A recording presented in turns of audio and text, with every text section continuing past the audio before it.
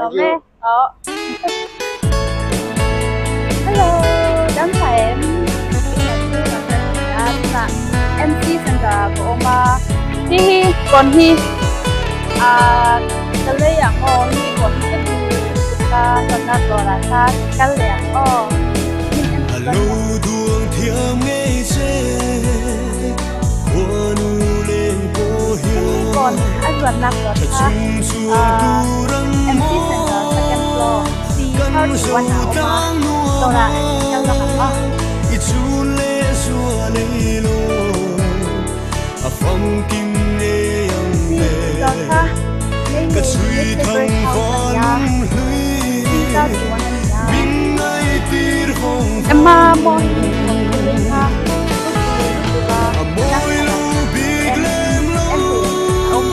cầm hai mấy em chế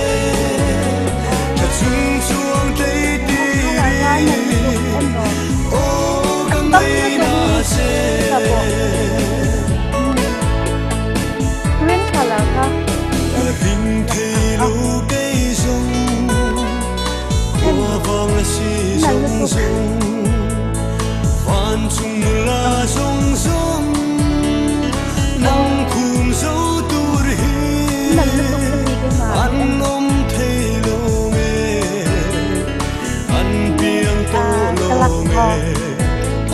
isay siya rem rem hiya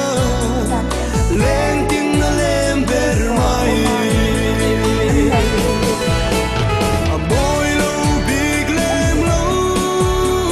cầm hai mấy ăn chê thật chung chuông tây tiri ô cái mấy na chê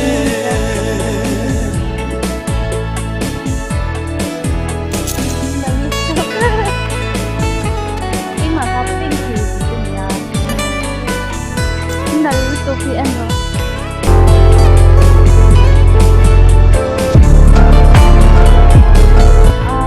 dâu ra mà mò mi rồi mi còn tất cả ông mà hay nhất là rất ăn mặn ngọt trên hôn lê của em Sunday dress là hôn của ông mà vai là ôm Sunday dress là của anh nhà tâm như cũng khá là năng mãi ha em chỉ là năng mãi ha là em rồi hi anh lần nó cực khá là hi em ô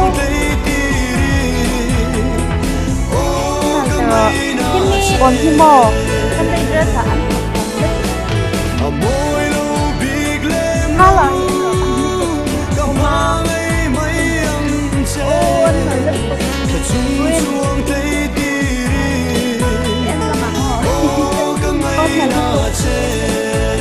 là rồi nên là rằng ini rồi akin giờ thì âm mình của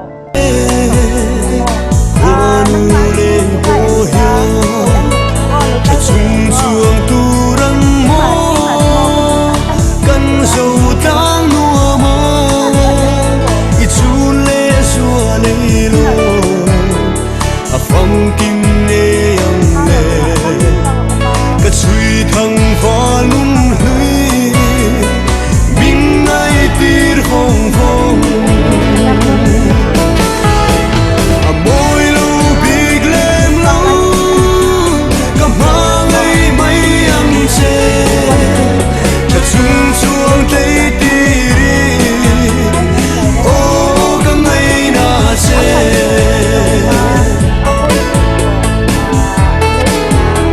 cả hình thế lu cây